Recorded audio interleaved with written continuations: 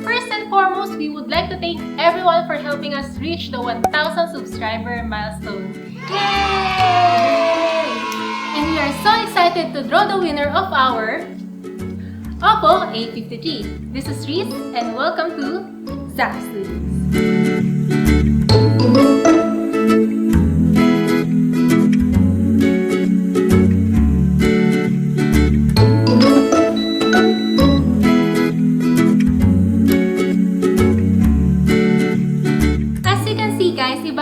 Natin ngayon dahil we will be unboxing and reviewing the Xiaomi Smart Air Fryer.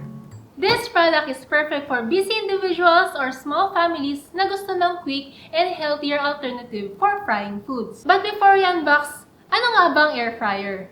Para sa mga hindi pa nakakaalam, ang air fryer ay isang small countertop convection oven that is designed to stimulate deep frying without submerging the food in oil. So how does the air fryer work? There is a heating coil inside the air fryer where it blows hot air at high speed, producing a crispy layer on the food, imitating the fried food we all love and enjoy. By the way guys, we got this from RP Techno Store. They are an official retailer of different Xiaomi products. Check out their link on FB and Instagram on the comment section down below. Thank you pala kay Miss Patricia Bayanin for sending us this Xiaomi air fryer for us to review. So guys, excited na ba kayo? Let's start unboxing.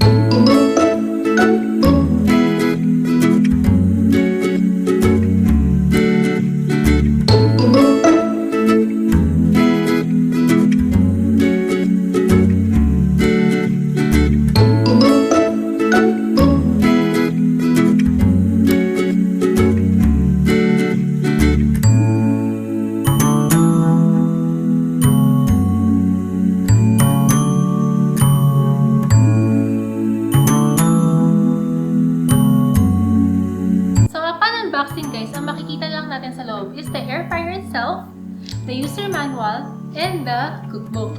The only problem with the user manual and cookbook is that they are all in Chinese. Ang maganda dito sa cookbook is magkakaroon ka ng idea ng mga pwede mong lutuin using the air fryer. This air fryer is a 360-degree high-speed circulation technology with a constant penetration running at 1,000 watts and a capacity of 2.6 liters. It has a one-key operation and an auto-stop function, meaning kapag tinanggal mo yung frying pan kahit na umaandar siya, automatic siyang titigil.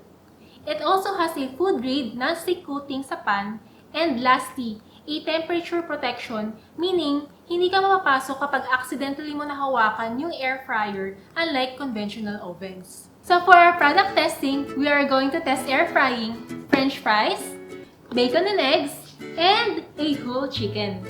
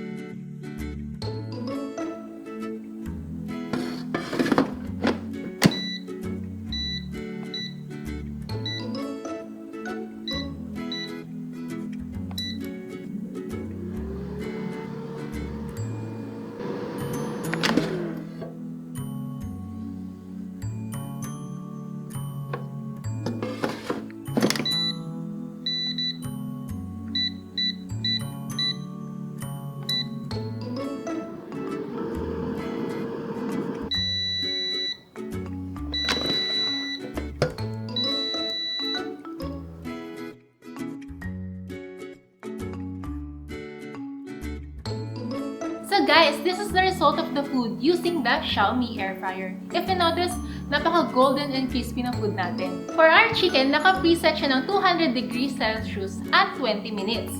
So, nung 10 minutes, inikot namin siya to make sure evenly yung pag-cook ng chicken. And after 20 minutes, we noticed na hindi pa ganun kaluto yung loob. So, we added another 10 to 15 minutes. And this is the result of our chicken.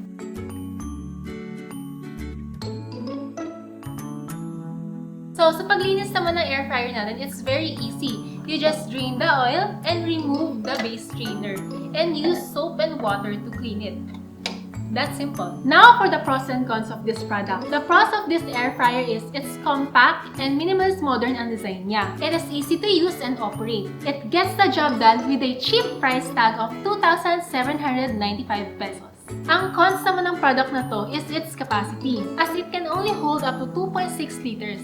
Kaya kung mapapansin nyo, yung chicken na linuto namin dito is maliit lang. That's it for our review for this Xiaomi air fryer. Again, thank you so much to RP Techno Store for sending us this product for us to review. Hope you like this video and make sure to subscribe to our channel. This is Reese and see you on our next video.